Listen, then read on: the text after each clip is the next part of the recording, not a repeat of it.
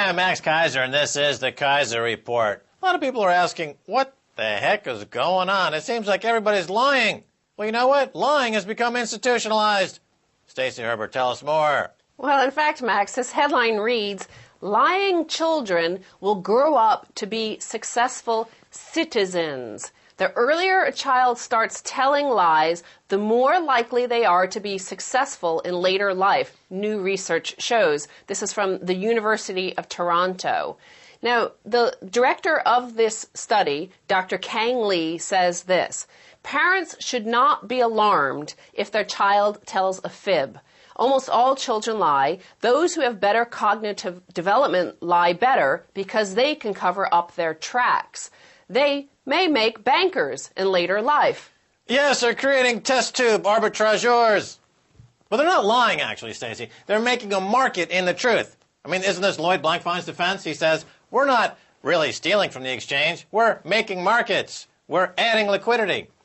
We're actually lying, is what he meant to say. But, of course, nobody in Congress is sophisticated enough, i.e. has a greater than a 12th grade education, to call him on it. What else you got? So continuing with this notion that as long as you're successful, as long as you make a lot of money, then lying is actually maybe making better citizens of us. Well, here's the headline. Gleitner Bank files U.S. $2 billion legal claim against John Oscar Johansson and other former directors and shareholders, alleging fraud, also sues PwC for malpractice and negligence. So the suit against the Gleitner Bank, a former executive, says a cabal of businessmen led by Johansson conspired to systematically loot Gleitner Bank in order to prop up their own failing companies, and they did this by orchestrating a blizzard of convoluted stock parking transactions. Yes, exactly. A blizzard of convoluted stock parking transactions. This goes right hand in hand with the first story, which I guess is why they went together there. Because, in other words, if you flood the market with enough confusion and enough orders, you can claim that you are making a market and adding liquidity. But if you're manipulating which way those prices are going, or you're stealing pennies from every transaction, you're not doing either. You're just committing larceny. And now the Icelandic government is finally going after these guys. So I feel as though the crusade that we're on this show to expose the fraudsters, to expose the financial terrorists, is finally resonating in the ears of the regulators who are taking these guys down to the courthouse, prosecuting them, and hopefully they'll be joining Bernie Madoff in a lifetime of jail. Well, speaking of our crusades and lying bankers, Greece to probe U.S. banks' role in crisis, PM says. This is Papandreou, and he was interviewed on CNN. Do you think that Greece was a victim of the American investment banks? There's similar investigations going on in other countries and in the United States. This is why I think, yes, the financial sector, I hear the words fraud and lack of transparency. So yes, there is great responsibility here. Could you imagine going after any of these banks legally? Do you see that you have some legal recourse? I wouldn't rule out that this may be a recourse also. Yeah, fraud and lack of transparency. Those are words that we've been using on this show to help frame for the Greek government the nature of the problem and to disabuse them of the notion that this is somehow normal or just a market failure and not outright fraudulent accounting and financial terrorism. Now, I must say, Stacy, that the history of government leaders taking on the Wall Street sociopaths is not great in terms of the government leaders. Just Google that up. You'll get what I'm getting at. Well, the ones that we're used to anyway, because actually he does say they're considering legal action. But this takes me to a headline, Major Chinese Bank Advisor Rips Wall Street's Barbarism and Calls for Asia-Wide Investigations. This is Andrew Shang. He's Chief Advisor to the China Banking Regulatory Commission. And he says that investment bankers bilked clients and grossly violated fiduciary trust in ways that deserve even deeper investigation. Well, the communists have a different theory when it comes to what's truthful and what's not truthful, and their penalties for not telling the truth are, correct me if I'm wrong, but didn't they behead somebody? Yes, they do. Execute people. I'm not sure how they do it. Well, I mean, let's get real. I saw on one of the big blogs in America somebody making the case of, well, your bank, would you rather have your bank engaged in thieving or would you rather have your bank go out of business? I mean, that's the moral question being posed to people in America. In China, they're saying, we don't want thieving banks. Here's the penalty. Andrew Shang writes in his item, Wall Street's culture is all about treating clients as suckers because adults are supposed to know what they're doing. But some of these adults are local government treasurers or managers of corporate pension and insurance funds who did not fully understand that these well-dressed, highly educated, and trusted Wall Street bankers were selling toxic products. Unfortunately, taxpayers and savers are now paying for this gross dereliction of fiduciary trust. Yes, the China government beginning to understand that they had mafiosos coming into their country with briefcases full of collateralized junk obligations worth nothing and loading the bank with this junk, and now they've got problems, and now we're going to see some action, I hope. But it also follows up on this continuing thing so we're having this new study that shows that liars are good because they're smarter and they're better for society. They're good citizens.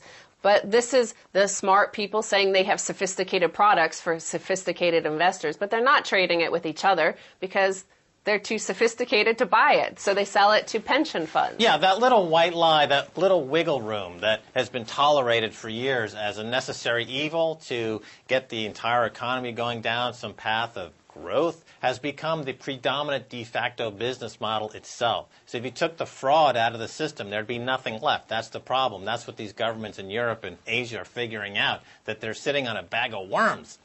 And in the U.S., they're pretending they're having a fake debate that we're going to have financial reform. But of course, thousands and thousands of lobbyists armed with millions of dollars are lobbying Congress, of course, to water down reforms. This takes me to the headline, Class Warfare. Hundreds protest outside bankers' houses in D.C. Huge angry mobs converged outside bank employees' houses on Sunday afternoon to demand banks stop lobbying against Wall Street reform. They were shouting, Bank of America, bad for America. Yes, the mob in the U.S. is common cause with the mob in Greece, Iceland, and around the world as the global insurrection against banking occupation continues to build. Well, in fact, there were protests in Ireland as well, where they were outside Anglo-Irish Bank and a variety of the banks there that have been receiving huge bailouts. Well, that's interesting, Stacy, because the first wave of bailouts, they said, the Irish are docile, they can take it. But now there's a second round of bailouts, and that Irish community is rising up. And some of these protesters also stormed the Dáil, the parliament there. And they were carrying, some of them, according to eyewitnesses, Greek flags in, saying they were united. Yeah, they should come up with a global flag of all the countries that are being given the shaft by these bankers, and it could be a new insurrection flag that covers all the countries currently fighting against the banking occupation. It takes me to Europe because we have the banker occupation here, and of course Europe is being attacked by all sorts of speculators. Germans fantasize about new rich nation currency bloc that doesn't even include France. Now, we know last week France threatened to leave the euro, according to reports. Now the Germans themselves are also saying, well, we want to form a rich nation bloc without France, and we want Germany, Austria, Benelux, Finland, the Czech Republic, and Poland. Well, I've got two words for you. Fourth Reich. So in an interview with the German newspaper Der Spiegel, the European Central Bank President Jean-Claude Trichet said Europe's economy is in its most difficult situation since World War II, or perhaps even since World War I. Mm-hmm. Well, absolutely. And the history of the region is one where one country tries to dominate the entire region. And after World War II, that country was broken up. But thanks to the machinations of the euro and now the dissolution of the euro, that country is once back on the world stage. But that takes me to this final headline. Euro breakup talk increases as Germany loses proxy. So this fits in with this whole lie, with these lying bankers. And right now, Germany's looking like the people saving all of Europe, and they have to come to the rescue of all these reckless people. But this interview, this piece in Bloomberg, is taking back to the original reckless moment, and that's from Germany. Because Romano Prodi, who was the leader of Italy, recalls how he persuaded Germany to allow debt-swamped Italy into the euro and support Italian membership by saying that they would buy German milk. Yes, of course. Well, and it makes sense because on the show last week we reported on the new market of cheese futures. That's correct. So commoditization of everything, transactionalization of everything, neoliberalization of everything, securitization of everything is still in the mindset of these speculators who are pushing for incredibly low interest rates and no rules governing their behavior so that they can turn the entire global economy into a casino gulag. And fortunately, people in Greece, the current government, is standing up to the bankers, and we wish them very well. In the time we have remaining, Stacy, tell me briefly about something you mentioned earlier. Chavez is asking people to tweet and to tattletale on speculators. Well, this is right. Chavez asked Venezuelan to tweet on speculators. A socialist leader asked Venezuelans to send messages identifying illegal traders. He described them as thieves who must be punished for currency speculation, which he blames for rapidly rising inflation. This is a great one to keep track of. Hopefully we'll tap into a guest in Venezuela that can tell us more about this combination of social networking and tweeting and Chavez trying to push back against the speculators. Stacy Herbert, thanks so much for being on the Keiser Report. Thank you, Max. Don't go away. When we come back, right to Bangkok, find out what's happening there. Stay with us.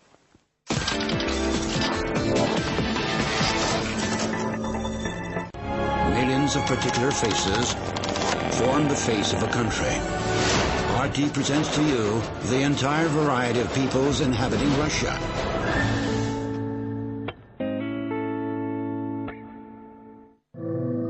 My name is Blandine Kaganda. I'm 17. They took me by the hand and they led me through the barbed wire, which was already a bit broken down, because that's where they let the girls through. When I got there, they took me by force. 4 men. They raped me the day I was ovulating. I think I'll give birth before the end of the month.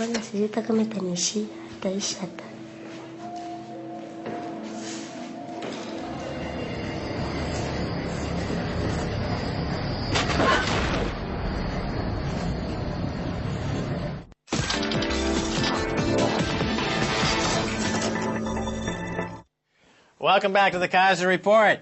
Time to go to Bangkok, and welcome to the show, J.S. Kim. He's the Chief Investment Strategist at Smart Knowledge U. John, welcome to the show. Thank you, Max. It's a pleasure to be here. You're in Bangkok. I hope you're staying safe. Yeah, it's a little crazy out here right now, but I hope this all comes to resolution shortly. Okay, let's get to the matter at hand. In a recent essay, you call the Wall Street casino scam. Explain the role of fraud in the global financial crisis. The role of fraud actually plays a role from top to bottom. I think, you have to start with the root problem, which I think is a fraudulent monetary system, meaning that all fiat monies, whether it's the euro, the dollar, the pound, sterling, or the yen, they're all backed by nothing, and they can be printed into infinity as long as, printing presses work. So that's where you start. But then I think it extends to the rating agencies like Moody's and Standard & Poor's and Fitch, who did a terrible job protecting the consumer and rating a lot of financial instruments AAA that probably deserve, no better than a triple B or a single B rating, or even worse. And on top of that, then you have the regulators like the CFTC and the SEC that have done a horrible job protecting the consumer as well. And then, you have the major firms on Wall Street, or the major global financial firms that seem to perpetually scam the consumer for the benefit of their executives. So, when it goes from top to bottom, I really do mean it goes from top to bottom.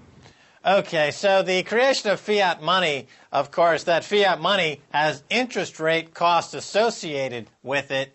And surprisingly, with the crisis of the past 2 years and the influx of trillions in new fiat money, the result has not been inflation, but a debt deflation, as all that added interest cost have contributed now to this implosion in economies around the world. Now, what is the role of high-frequency trading in your view, John? Well, I think high-frequency trading, again, it's just another tool in the toolkit for commercial investment firms to basically intervene in markets to dry up liquidity and to force retail investors to buy assets at a higher price and to sell them at a lower price than they would in a free market. Right. So when you talk about driving liquidity, this seems to be a buzzword or a catchphrase which sounds healthy, but in fact it's completely unhealthy. Is that right? Yeah, I think actually it does the opposite. I think it dries up liquidity because when retail investors get frustrated that they can't execute a trade, I think a lot of them fall off and they withdraw their bids. And so, that actually dries up liquidity rather than contributing to it.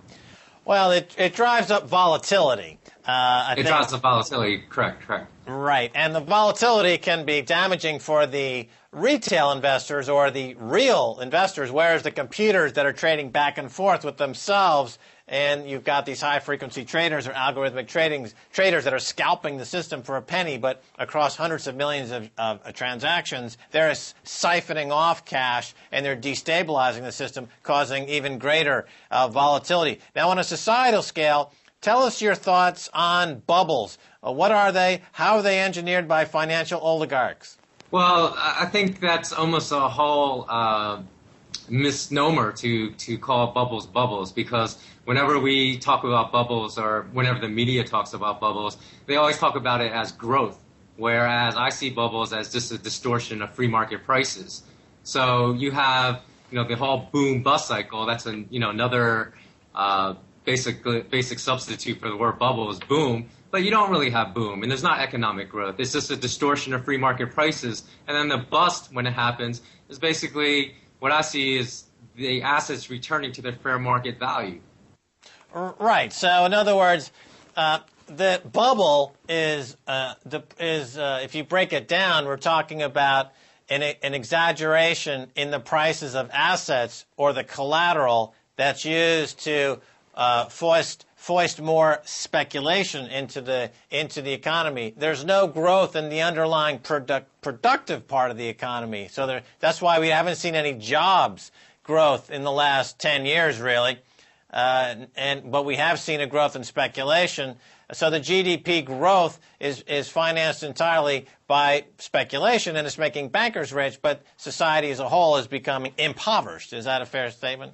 I think it's a fair statement. And to address the other part of your question, as far as how the financial oligarchs contribute to it, is they cut interest rates, right? They cut interest rates so low that, they basically cajole investors to put money into real estate markets or stock markets, and that's what leads to the distortion of prices. Whereas a free market, basically, this influx of capital into these various markets will not happen under free market conditions because assets are already fairly priced. So I think, in essence, central banks goad investors into speculation. Right, something very similar to what one sees at the casino. They use behavioral economics and all kinds of technological tricks to goad or induce people into making bets and so-called investments that are not in their best interest. And what we have is a tension, a war, if you will, between speculators versus savers. And incredibly, or ironically, for savers and workers, they really should be arguing for higher interest rates, even though that might be counterintuitive for a worker, but it is in their best interest if interest rates were higher. How can you get workers to understand that? That's a good question, Max. I mean, I've been, trying to answer that question myself for many years now, just because I think, the propaganda of bankers is so good that, they've sold basically America and the whole world a lie for a century. So it's really hard to come the fact that higher interest rates are better because it leads to the purchasing power of money increasing, so it actually benefits savers. I think the key word there that you used is propaganda. Now, with fraud so widespread, you believe the only safe haven is gold and silver. How does gold provide economic freedom? Okay, well, I don't actually believe that gold and silver are the only safe havens. I think, investments in agriculture will perform fine and in certain energy sectors in the future as well. But I think they're, the top safe havens. As far as how gold relates to economic freedom, I would say that if we back money by gold again, basically it maintains the purchasing power of money over time. So therefore, if we look at, say, current conditions today, as soon as you are paid, or as soon as you get the dollar, the euro, that yen, the pound, even the yuan into your bank account, that's the most it's ever going to be worth, because fiat currencies, given central banks' proclivity to basically keep printing trillions and trillions out of thin air, it's going to continue to degrade in purchasing power. So gold will restore the purchasing power of money. Yeah, and to follow up on this question of higher interest rates are actually in the interest of workers and savers, another paradoxical question is why people don't support the gold standard. I think a lot of people out there think that a gold standard is only for the rich. Okay, again, I think it has to do with propaganda that's been put out by bankers for, like 100 years right now, and that people really don't understand. One of the largest arguments I've heard against the gold standard is that, it won't really curb inflation, because people say, hey, there was inflation under Bretton Woods.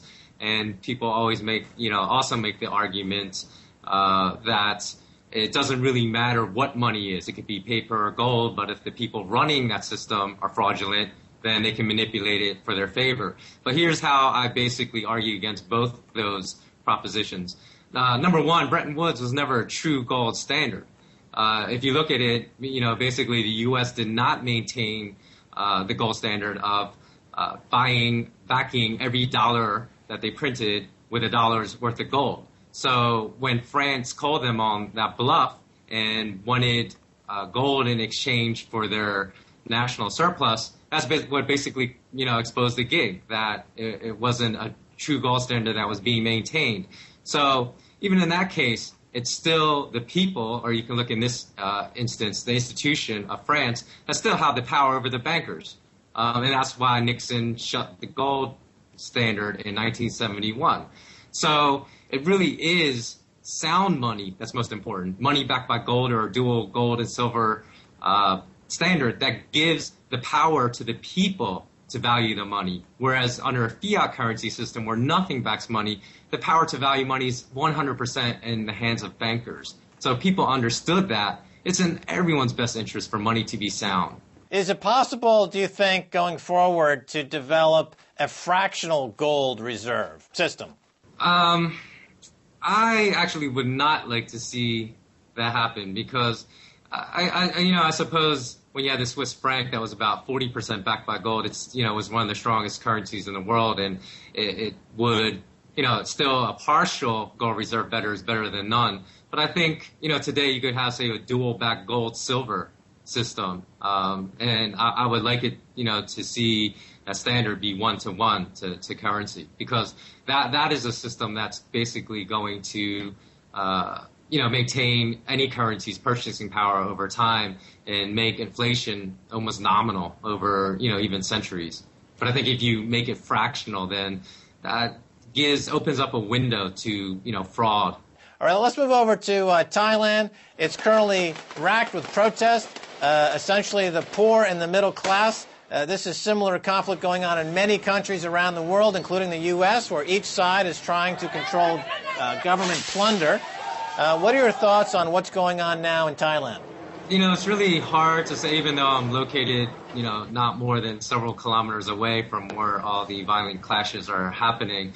As is the case in any country, there's propaganda on both sides. So it's really hard to sort out fact from fiction without actually being in the heart of the conflict. And I think, generally speaking, not specifically to Thailand, you'll see these type of conflicts multiply, all across the world, all across the EU, possibly even in the U.S. in a few years, if governments and central banks continue down the same course.